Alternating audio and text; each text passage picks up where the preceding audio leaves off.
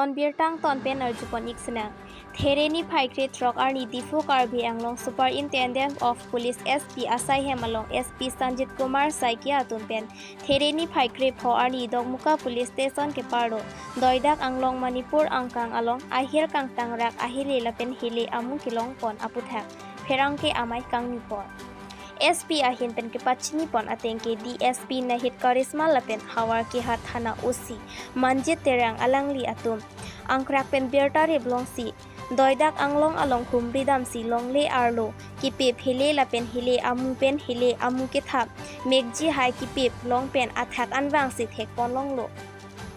lapen pang thek pon aphet klardak abangke Hele kelong pon laki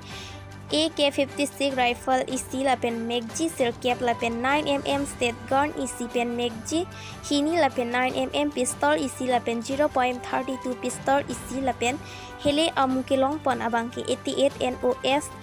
AK-56 lapen 7 NOS 9mm long pon lo Lumbajong pen kilo ABIRTA harsing ronghang news tech report PEI news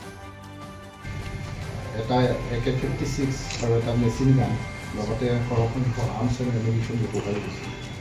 কোন সংগঠনৰ এই arms and এমিউনিশ্যন বা ইয়াৰ লগত জড়িত কোনোবা ব্যক্তিক আপোনালোকে আটক কৰিব পাৰিছে নেকি বা নতুন বিদ্ৰোহী সংগঠন কোনোবা সৃষ্টি হৈছে নেকি কাৰ্বি আংলঙত তেনেকুৱা কিবা আপোনালোকে আশংকা কৰিছে নেকি তাৰ বিষয়ে আপুনি হয় যোৱাকালি আমি এটা বিশেষ খবৰৰ ক্ষেত্ৰত ভিত্তি কৰি আমি আমাৰ DSP হেডকোৱাৰ্টাৰ আমাৰ OC হাওৰাঘাট তেখেতসকল এটা অপাৰেশ্যন লঞ্চ কৰা হয় দহমকা থানাৰ আণ্ডাৰত দইদাক পাহাৰ এই মানিকপুৰ বুলি কয় সেই অঞ্চলত আমি এটা বিশেষ খবৰ ভিত্তিত আমি তাত এটা অপাৰেশ্যন চলাওঁ আৰু আমি মাটিত পুতি থোৱা অৱস্থাত কিছু অস্ত্ৰ উদ্ধাৰ কৰিবলৈ সক্ষম হওঁ তাৰ ভিতৰত এটা AK-56 ৰাইফল আছে এটা ষ্টেণ্ড গান আছে দুটা পিষ্টল আছে এটা 9mm পিষ্টল এটা .32 পিষ্টল আৰু 9টা AK-47ৰ মেগাজিন আৰু 88 ৰাউণ্ড AK-47 এমিউনিশ্যনছ আমি উদ্ধাৰ কৰিবলৈ সক্ষম হওঁ আৰু এই সংক্ৰান্তত আমি ইতিমধ্যে এটা আমি আমাৰ তদন্ত অব্যাহত ৰাখিছোঁ আৰু আমি এই কোন সংগঠনে তাত থৈছিল বা কি উদ্দেশ্যে থৈছিল এই তথ্য উদ্ধাৰ কৰিবলৈ আমি বৰ্তমান আমি আমাৰ তদন্ত আমাৰ জাৰি আছে কাৰ্বি বুলি ক'ব পাৰি কিন্তু এটা কথা অহা বছৰ 2024ত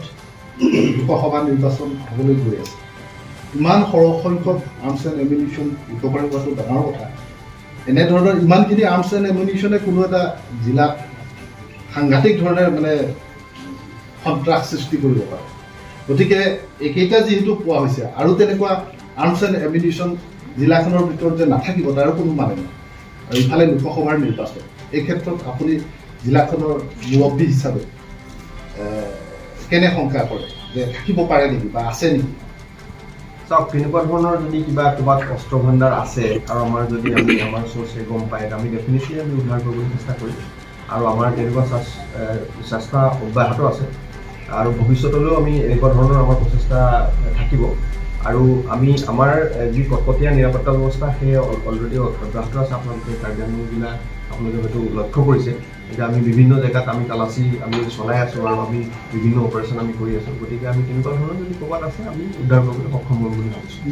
নতুনকৈ কিবা সন্ত্ৰাসবাদী সংগঠন আত্মপ্ৰকাশ কৰা বুলি আপুনি গম পায় নেকি কাৰ্বি আংলং জিলাত এতিয়া তেনেকুৱা ধৰণৰ সংগঠনৰ তথ্য আমাৰ হাতত নাই এতিয়া এই আৰ্মছ এণ্ড এমিউনিশ্যনখিনি কোন সংগঠন জড়িত এতিয়ালৈকে আপোনালোকে উদ্ধাৰ কৰিব পৰা নাই এতিয়ালৈকে আমি কনফাৰ্ম হ'ব পৰা নাই আমি এতিয়ালৈকে যি চ'ৰ্চে জনাইছে তেওঁলোকে কৈছে নেকি যে অমুক সংগঠনৰ এতিয়া আমি এই কথাটো ব্যক্ত কৰিব খোজা নাই কাৰণ আমাৰ তদন্ত যিহেতু অব্যাহত আছে তদন্তৰ পিছত আমি শেষ হ'লে আমি গম পাম নেকি তেতিয়া আমি লজিকেল কনক্লুজনত আহিলে আমি জনাব পাৰিম